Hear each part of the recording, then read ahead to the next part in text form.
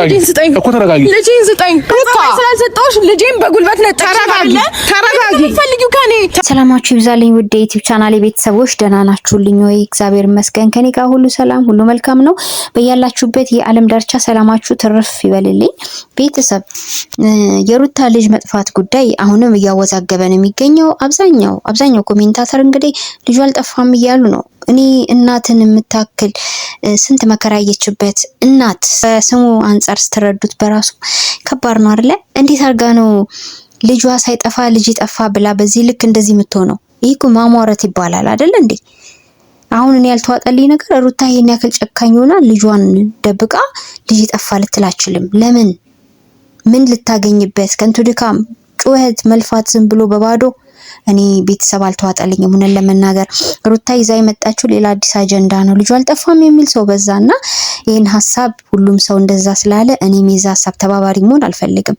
ልል የምችለው ነገር ቢኖር ለምን ሩታ ልጇ ደብቃ ልጅ ጠፋ ልትል ትችላለች? ምን ልታገኝበት፣ ምን ልታተርፍበት የሚለውን ጥያቄ ደግሞ እኔ ለእናንተ ለመስጠት ፈልጋለሁ፣ እንድትመልሱልኝ ፈልጋለሁ።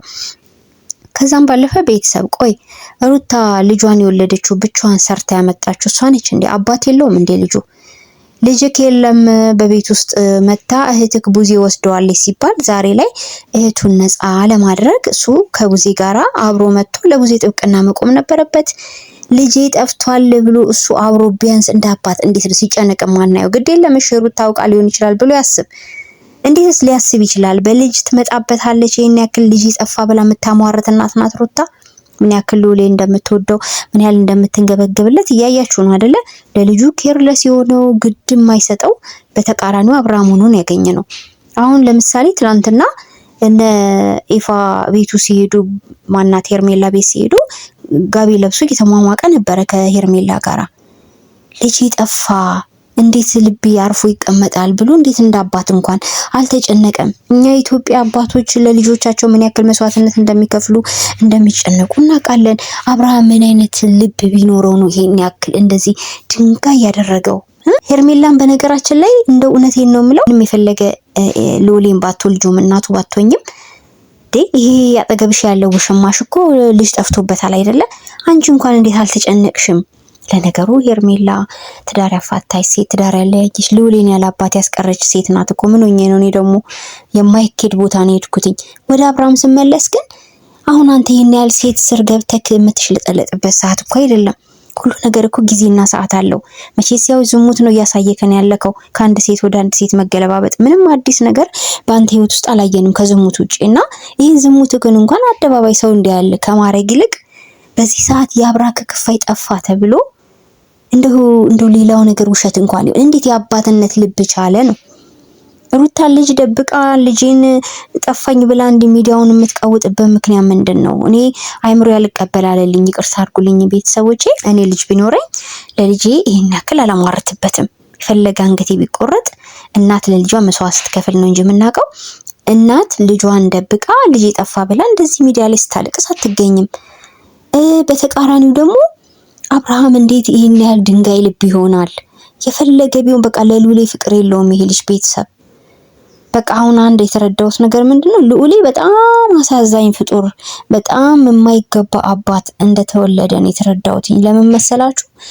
ሰው ልጁ ጠፋ ሲባል ቢያንስ ታግቶ ይሆን ቢያንስ የሆነ ሰው ወስዶት ይሆን ብሎ እንኳን እንዴት አይበረግግም ነው። እና ቡዜ በዚህ ልክስ ደግሞ የቤት አጋዧ ማለት ነው ህፃኑን የምትንከባከበው አጋዥ የሩታ አጋዥ እንዴት ነው ህፃኑ የወሰደችው ቡዜ ናት ልትል የምትችለው?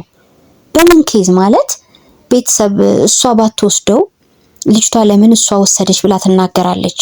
አንድ ሲቀጥል ደግሞ ሌላ ሰው እንኳን ወስዶ ቢሆን ልጅቷ ይሄን ያክል የሚያስገድዳት ነገር የለም። የምትኖረው ከሩታ ጋር ነው አይደለ?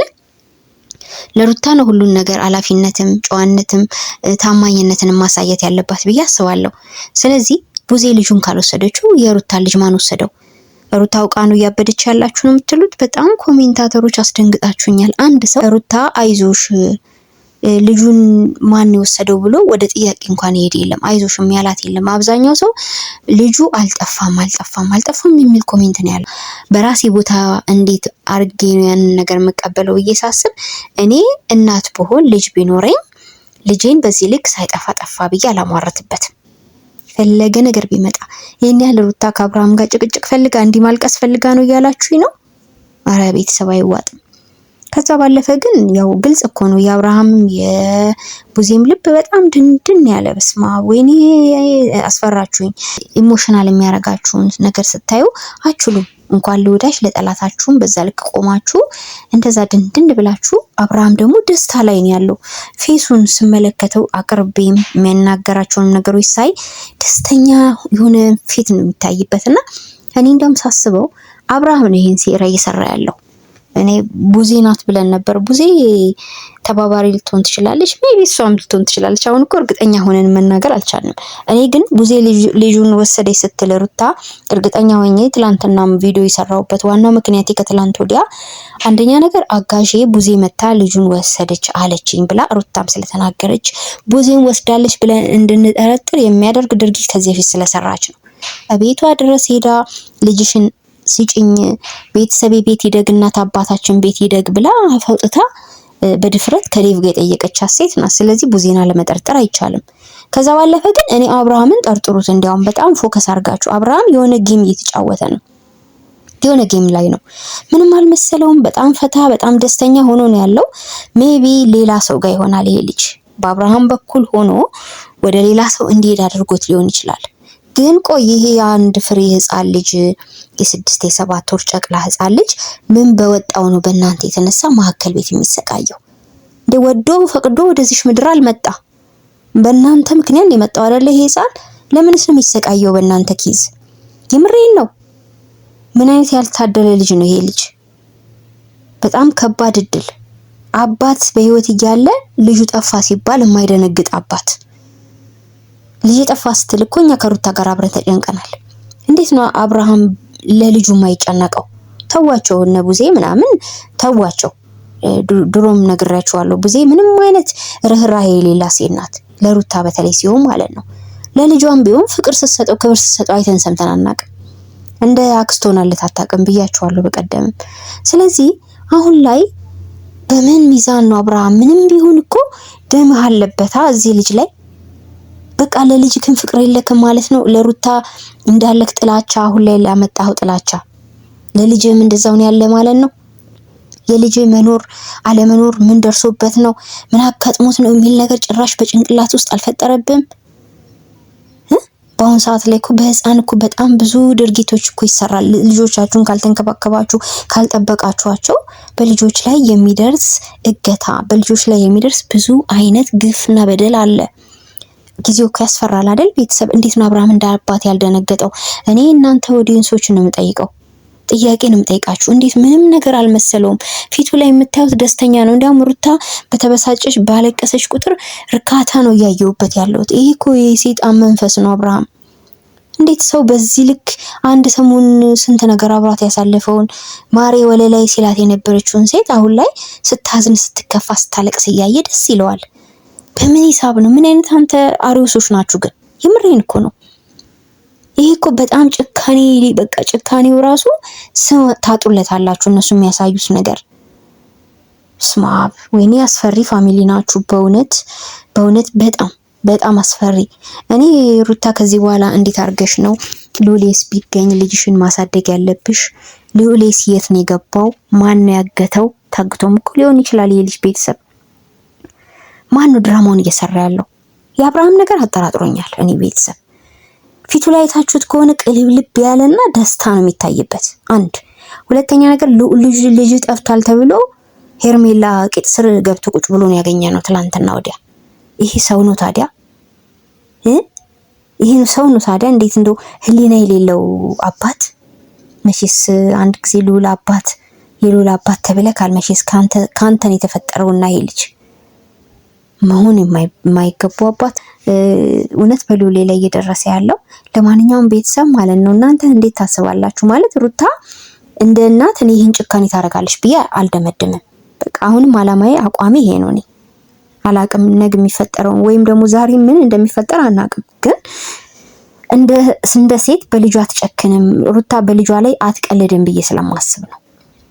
እናንተ የተሰማችሁን በኮሜንት ማስቀመጥ ትችላላችሁ። ኤፋም ሄዶ መጣላቱ ምንም አግባብ የለውም። በቃ ያው የገዛ ውሽማ አንድ ትላንት የመጣች ሴት ፊት ወንድሙን ከፍ ዝቅ አድርጎ ሲመታው ምናምን ነው ያየነው። ምንም የሚያገኘው ነገር የለም እሷ ቤት ድረስ መሄዱም ማለት ነው። ምንም ዳኒና እሱ ሄዱበት ምክንያት ዳኒና እዛ ቲፎዞ ነው። ኤፋ ደግሞ በአብርሃም ድርጊት የሚበሳጭ ሰው ነው። ልጁን ወስደውታል ብሎ የሚያምን ሰው ነው። ስለዚህ ውሽማ ቤት ሄዳችሁ እነሱ እዛ አጓጉል አክቲንግ ላይ ቁጭ ብለው እነሱንም ለኛ ከምታሳዩን ይልቅ እውነቴን ነው የምላችሁ ይሄን ነገር ወደ ህግ አግባብ ብትወስዱ። ሌላው ደግሞ ያልተናገርኩት ነገር ቤተሰብ ቆይ ከመቼ ወዲህ ነው ለህፃን ልጅ 24 ሰዓት የሚጠበቀው? ኦኬ ትልቅ ሰው ሲጠፋ 24 ሰዓት ጠብቁ ይባላል፣ ኬዝ ሊኖር ይችላል ስለሚባል አዋቂም ስለሆነ ማለት ነው። ገና 6 እና 7 ወር ህፃን ልጅ ግን ከቤት ነው አይተወሰደው። የወሳጆቹም ደውለው ለእናት አላሳወቁም አይደለ? ስለዚህ ይሄ ልጅ ወዲያውኑ ነው ጥቆማ መሰጠት ያለበት ህግ አግባብ ጋር። ህግ አግባብ እንዴት ነው 24 ሰዓት ይሙላ የሚለው? ለአራስ ልጅ አራስ ነው አይደለ? ለወሌ ስቲል አራስ ነው። ቤተሰብ አመት ያልሞላው ልጅ ነው እንዴ? ምንድነው እየሰማን ያለ ነው? ህጉ እንደዚህ ነው እንዴ? እኔ አላቅም፣ እንደዚህ አይነት ህግ እንዳለ አላቅም። ኤኒዌይስ ይሄ ድብልቅልቁ የወጣ እስርስር ያለ የተቋጠረ የሸረሪት ድር የሚመስል የሩታ ህይወት መቼ እንደሚጸዳ ፈጣሪ ወቀው። ቤተሰብ እኛ ባየኑ ልክ እያዘንን ነው ሚዲያው ላይ ያለ ነው። እንግዲህ ምን ማድረግ እንችላለን? የአብርሃም ፋሚሊ እና አብርሃም ግን እውነት እኔ ፈጣሪ እንዳይቀጣችሁ ፍሩ። እኔ ሌላ ምንም አልላችሁም። በተለይ ጭካኔ የምታሳዩት ጭካኔ ደስ አይልም። በቃ ሰው የሆነ ሰው እንዲህ አይሆንም። እግዚአብሔርን የሚፈራ ሰው እንደዚህ አይሆንም። ማለት ትንሽ አንዳንዴ ፈራ እግዚአብሔር ይኖራችሁ። የምሬን ነው። ታስፈራላችሁ። ሰላማችሁ ይብዛ ቤተሰብ። ቸር ቆዩልኝ።